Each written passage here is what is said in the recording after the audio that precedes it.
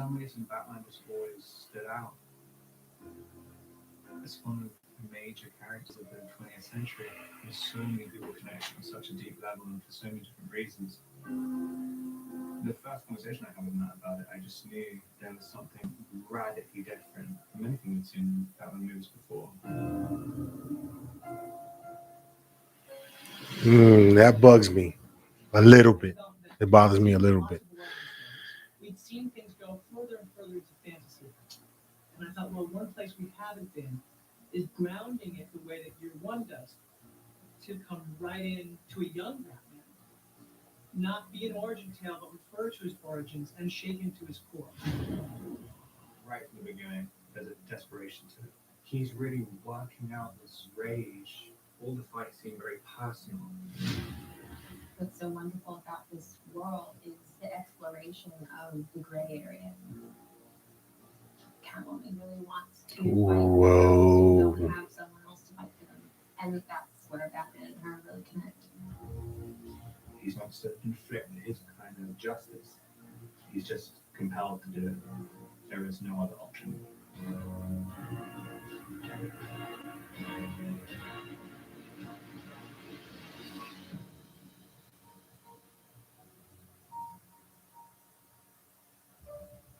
Hey guys, so you just saw a little look of us behind the scenes, and it feels like that was forever ago, which is really strange. And actually, as we're finishing the movie now, kind of really emotional for me to see you guys, especially after everything that's happened, and to see you now again. I feel like I've been watching your faces every day in editorial, but to see you guys is really, really great. And I gotta say, it was an amazing time making the movie with you guys, and it's really cool to see you now.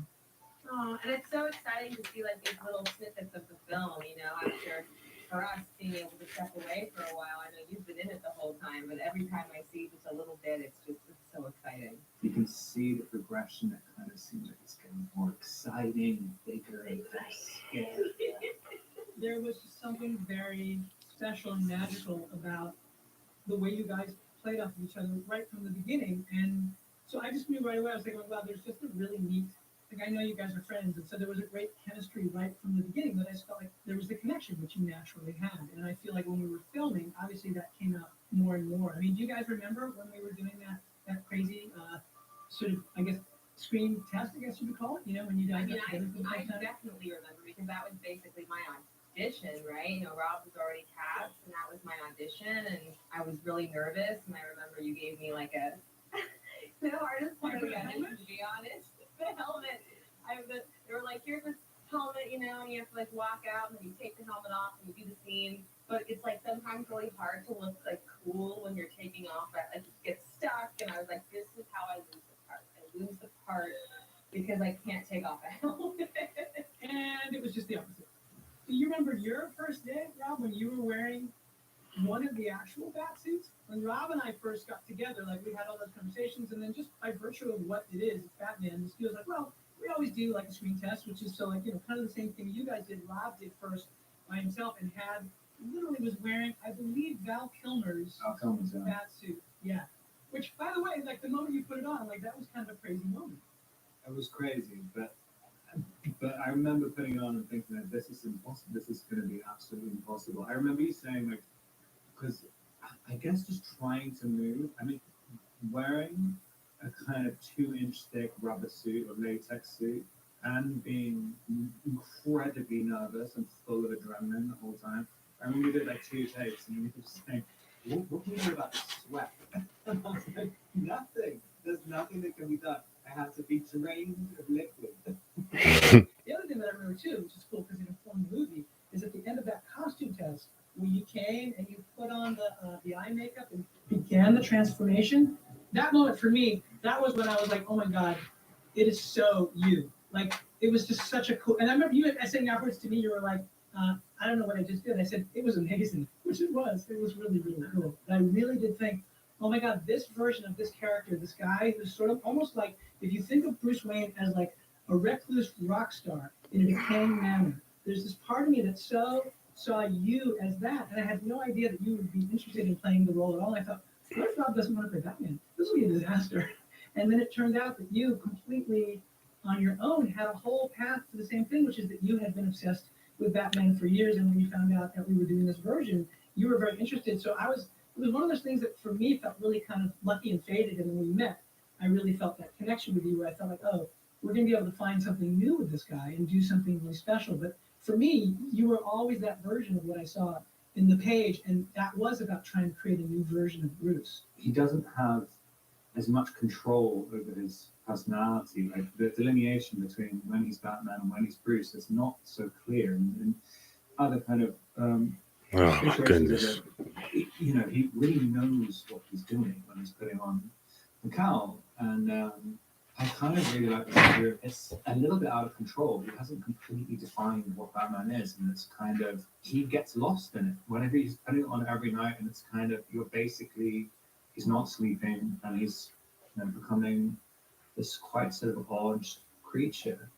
Like just finding the right, literally how to move as Batman, how to talk as Batman. I mean, that was what was fun for me. Even when you guys first met up, I was like, oh, so this is the rhythm of what it'll be like when you guys talk to each other. Like even something as simple as that, and like the way you came in with, like you had for me, though you had an attitude that was so Selina, right from the way you came in. I obviously, understand the gravity of a character like this and what she means to so many people, but what felt really important was to really focus on the story that we're telling in this moment, and try and create a real human being. I don't want her to be an idea.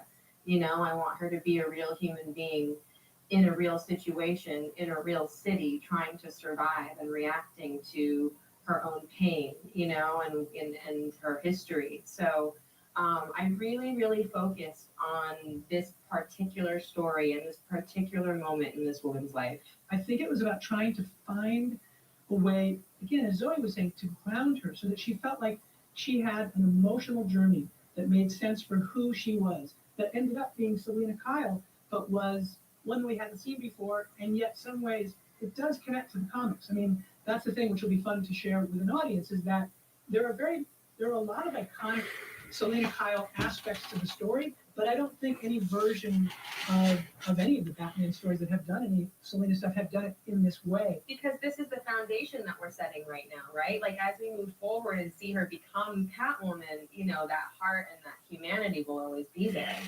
So we debuted our first trailer for our movie last year at DC Fandom. And we want to say thanks for the great response. It's only fitting that we share the second trailer with you all today. Okay, enough from us. Here's what you've been waiting so patiently for. It's the trailer for Batman.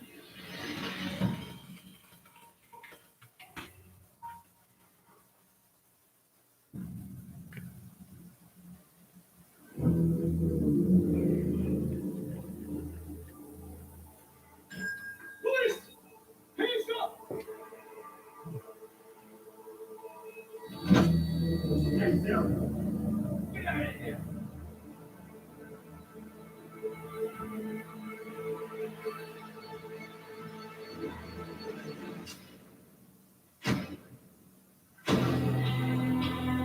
Fear is a tool.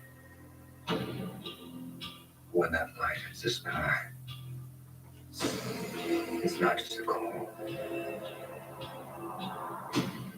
It's a warning.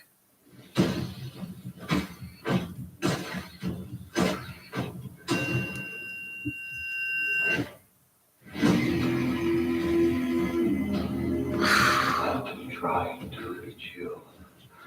Marvin, God! This is a bounty king and prisoners to match. I can take care of myself. If this continues, it won't be long before you've nothing left. Alfred. I don't care what happens to me.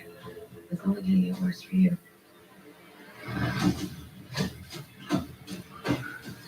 Whoa! Take it easy, sweetheart. Everything they say, ain't you? Maybe we're not so different. Who are you under there?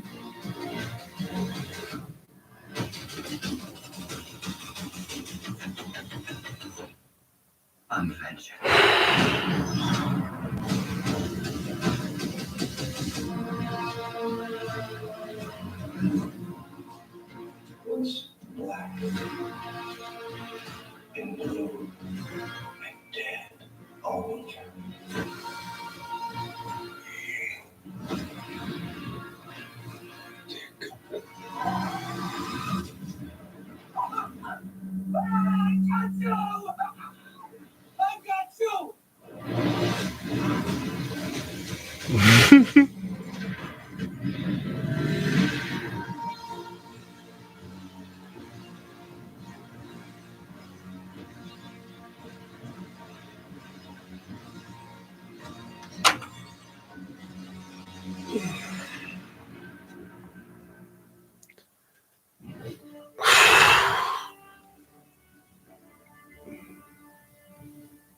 And that's the way to drop the mic and end the show. There's no way to really. Amazing. On behalf of Warner Brothers and DC. I'm gonna be watching that trailer over and over and over and over and over again today.